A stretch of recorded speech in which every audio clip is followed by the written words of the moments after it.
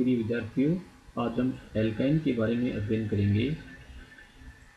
ये असंतृप्त हाइड्रोकार्बन होते हैं जिनमें एक ट्रिपल बॉन्ड क्रियाबंध उपस्थित होता है जिसे एसिटिलीन आबंध भी कहते हैं। अतः कार्बन कार्बन ट्रिपल बॉन्ड युक्त असंतृप्त हाइड्रोकार्बन को एल्काइन कहते हैं। एल्काइन में दो ट्रिपल बॉन्ड उपस्थित होने पर उसे एल्का डाई आइन, तीन ट्रिपल बॉन्ड उपस्थित होने पर उसे एल्का ट्राई आइन कहते हैं। इनका सामान्य सूत्र CnH2n-2 होता है। इनमें अपने संगत एल्केन की अपेक्षा 4 हाइड्रोजन परमाणु और अपने संगत एल्कीन की अपेक्षा 2 हाइड्रोजन परमाणु कम होते हैं। एल्काइन में कार्बन कार्बन ट्रिपल बॉन्ड होने के कारण कम से कम 2 कार्बन परमाणु की उपस्थिति आवश्यक है, इसलिए मीथेन का संगत एल्काइन नहीं होता है। इस श्रेणी का सबसे सरल और प्रथम सदस्य एसिटिलीन एथाइन है।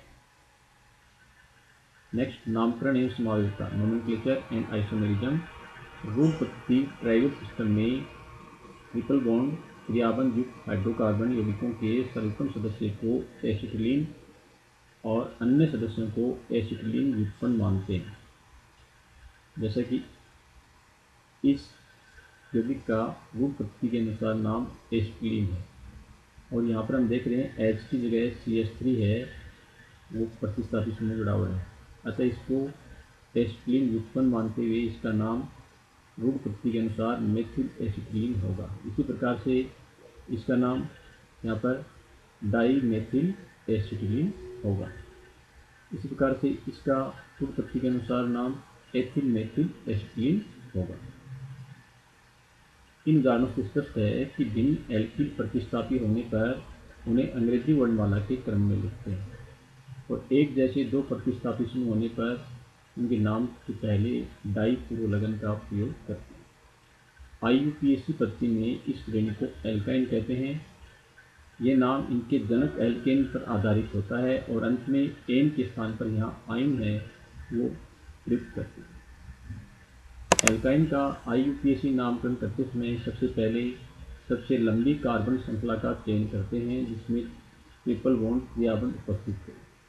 इसके पश्चात कार्बन श्रृंखला में नंबरिंग उस सिरे से प्रारंभ करते हैं जिससे कि उस कार्बन को न्यूनतम अंक मिले जिस पर ट्रिपल बॉन्ड क्रियाबंध उपस्थित होता है।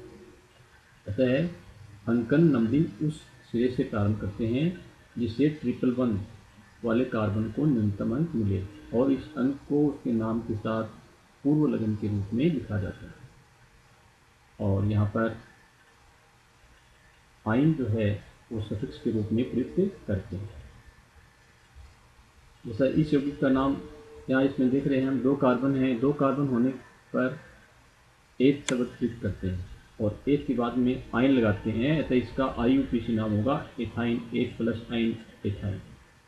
इसी प्रकार से इस कार्बनिक यौगिक का हम देख रहे हैं यहाँ पर 3 कार्बन, अतः इसका नाम होगा प्रो प्लस आइन प्रोपाइन।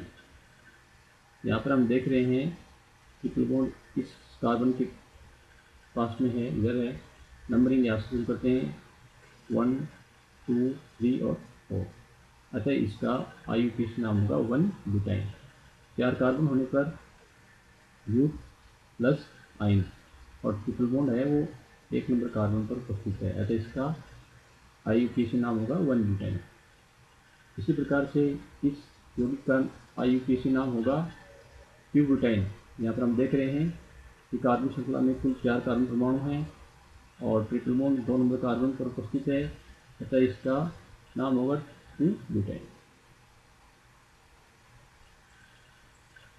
इसी प्रकार से इस कार्बन यौगिक का नाम 1-पेंटाइन होगा। कार्बन श्रृंखला में कुल 5 कार्बन परमाणु उपस्थित हैं और 1 नंबर कार्बन पर यहाँ पर ट्रिपल बॉन्ड उपस्थित है, अतः इसका IUPAC नाम होगा 1-पेंटाइन। इस कार्बनिक यौगिक का नाम होगा 2-पेंटाइन। कार्बन श्रृंखला में कुल 5 कार्बन हैं और 2 नंबर कार्बन पर ट्रिपल बॉन्ड उपस्थित है, अतः इसका नाम 2-पेंटाइन होगा।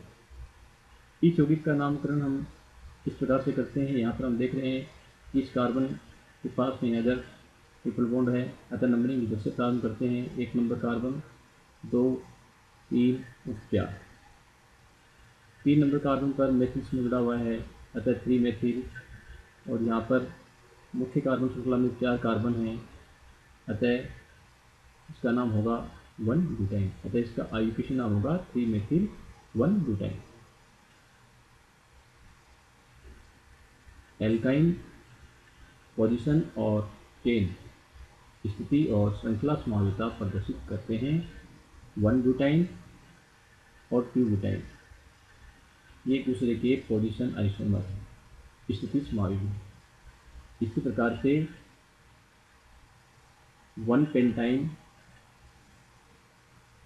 और 2 पेंटाइन 3 मेथिल 1 ब्यूटाइन के श्रृंखला समावेशी हैं, क्योंकि यहाँ पर इन दोनों की कार्बन जो श्रृंखला है वो भिन्न है।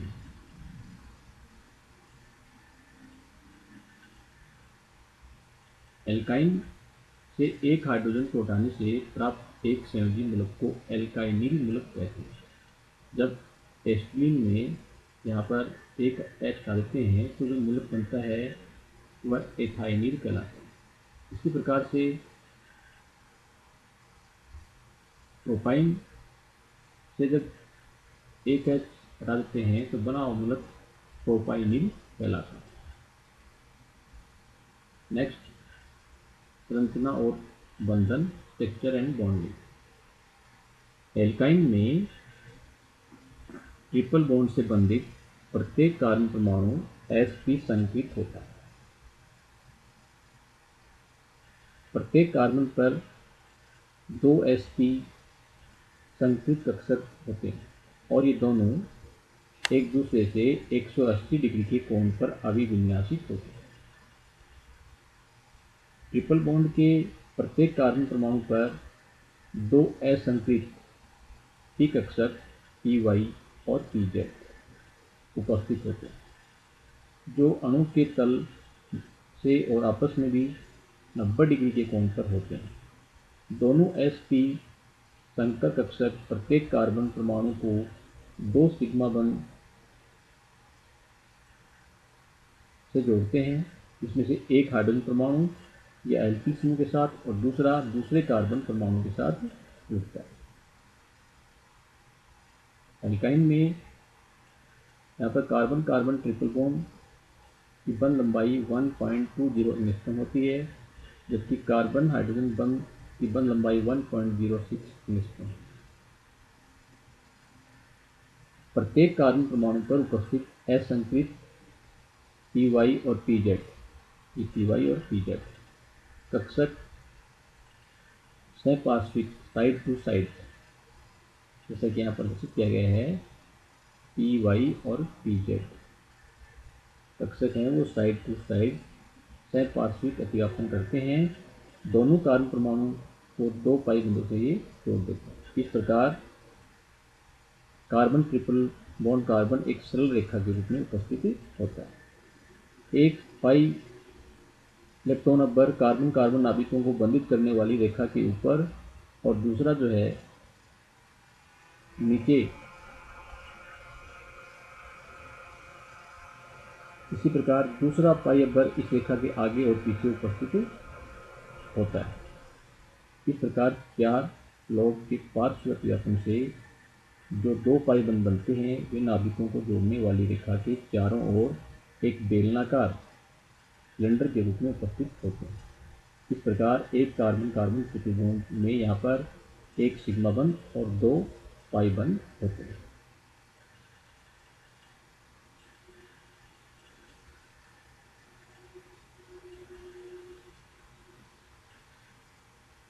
एल्काइन में ट्रिपल बॉन्ड से बंधित परमाणु की sp संकृत अवस्था होने के कारण इसके sp संकृत कक्षकों में डबल बॉन्ड से बंधित कार्बन परमाणु और एकल बंध से बंधित कार्बन परमाणु की तुलना में S लक्षण अधिक होते हैं। एल्काइन में sp संकरण है, अतः उसमें sp कक्षक में 50% S लक्षण होते हैं, जबकि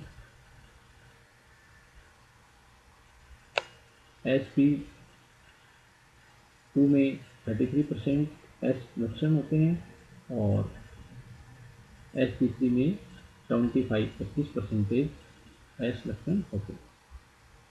अतः s कक्षक के इलेक्ट्रॉन नाभिक के अधिक में होते हैं। अतः एल्काइन में s कक्षक के इलेक्ट्रॉन है वो नाभिक के अधिक पास में होते हैं। अतः s लक्षण बढ़ने पर कार्बन परमाणु की विद्युतीयता भी बढ़ जाती है, जिसके फलस्वरूप ट्रिपल बॉन्ड से बंधित दोनों कार्बन परमाणु के मध्य पाई इलेक्ट्रॉन इन कार्बन परमाणु के अधिक समीप रहते हैं। अर्थात कार्बन परमाणु से ये पाई इलेक्ट्रॉन दृढ़ता से मजबूती से बंधे होते हैं। इस कारण से electron carbon carbon double bond के पाई इलेक्ट्रॉन की अपेक्षा इलेक्ट्रॉन्स नहीं आक्रमण के लिए आसानी से उपलब्ध नहीं होती। अतः एल्काइन एल्कीन की अपेक्षा योगात्मक अभिक्रियाएं कम आसानी से देते हैं। sp संकृत कार्बन परमाणु की विद्युतीयता sp2 संकृत कार्बन से अधिक और sp2 संकृत कार्बन की विद्युतीयता sp संकृत कार्बन से अधिक होती है। अतः यहाँ पर sp3, sp2 और sp संकृत कार्बन में से सबसे अधिक विद्युतीयता sp संकृत कार्बन की होती है।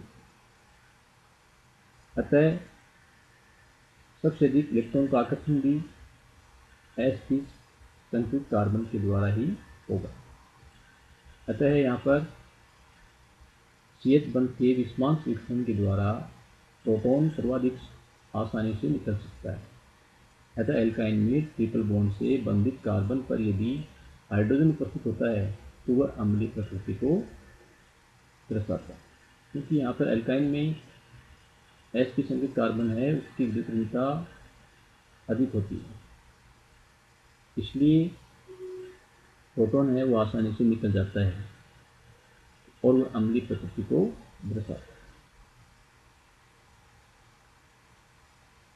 अतः ऐसे एल्काइन जिनमें ट्रिपल बॉन्ड से बंधित कार्बन पर हाइड्रोजन उपस्थित होता है वे अम्लीय होते हैं।